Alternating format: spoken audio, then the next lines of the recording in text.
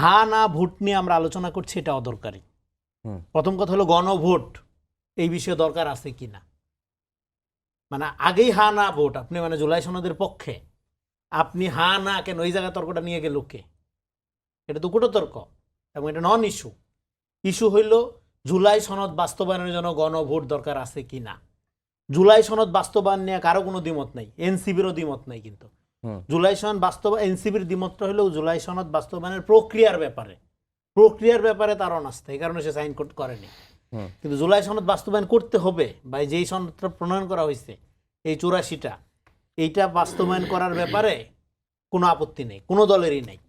এখন তারপরে note of ডিসেন্টের আলাপ যেটা আসতেছে, সেটা হলো বাস্তবায়নের প্রক্রিয়াগত পার্থক্য, এবং দল টু দল ভেরি করবে সেই পার্থক্য।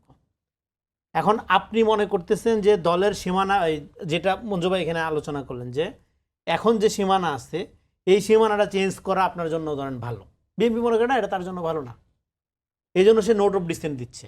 এখন এই নোট অফ ডিসেন্ট দেওয়ার কারণে কি সে জুলাই বিরোধী, রাষ্ট্র বিরোধী হয়ে গেল? সে তার রাজনীতি প্রোটেক্ট করবে না?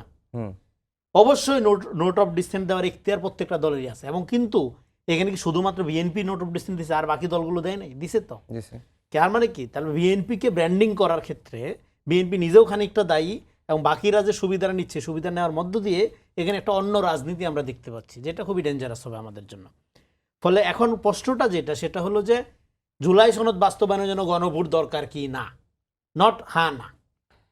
জুলাই সনদের পক্ষে কি না, হা না, এটা হইতেই পারে না। এবং উইথ নোট অফ ডিসেন্ট এবং এই বিশাল এই কিতাবুল মুকাদ্দাস এত বড় ডকুমেন্ট নিয়ে গণভোট অ্যাবসার্ড। এইভাবে গণভোট হয় না, পৃথিবীর কোথাও হয় না, বাংলাদেশও হবে না। জুলাই সনদের এই যে এখন যে কাঠামো আছে, এই যে কিতাব নিয়ে ঘুরতেছে মঞ্জু ভাই, এইটা দিয়ে নেন আপনি ব্যালটের মধ্যে ছুঁড়ে ফেলা দিয়ে মানুষ 10% লোক এটা পড়বে না, ভোট দিবে না। আপনি তাহলে কি সে ভোটটা কেন দরকার? জুলাই সনদের একটা মানে জুলাই সনদ বাস্তবায়নের ম্যান্ডেট, গণ অভ্যুত্থান ইজ দেয়ার। গণ অভ্যুত্থানের চেয়ে বড় ম্যান্ডেট আর কিছু আছে?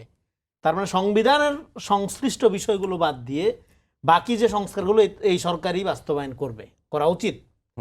সংবিধানের সংস্কারের জন্য যেটা দরকার সেটা হলো সংবিধান সংস্কার পরিষদ বা গণপরিষদ, যে নামই দেন, একটা জিনিস করেন, করে আপনি সেকেন্ড রিপাবলিকে ঢুকে যান। তাহলে জুলাই সনদের আইনি ভিত্তিও দরকার নাই, এটার আর কোনো গণভোটও দরকার নাই, কিছুই দরকার নেই। কারণ আপনি তো সেকেন্ড রিপাবলিক শুরু করে দিয়েছেন, গণঅভ্যুত্থান হয়ে গেছে। এখানে আপনি সেকেন্ড রিপাবলিকে প্রবেশ কইরা গেছেন, বসন্ত চলে আসছে, আপনার ঘুম ভাঙে না। আপনি এখন কাজ হলে এটা প্রোটেক্ট করবেন। এই সমস্ত পেঁয়াজগুজ কিসের জন্য? সহজ জিনিস। প্রোটেক্ট করবেন কিভাবে? জনগণের প্রত্যক্ষ সমর্থনের ভিত্তিতে।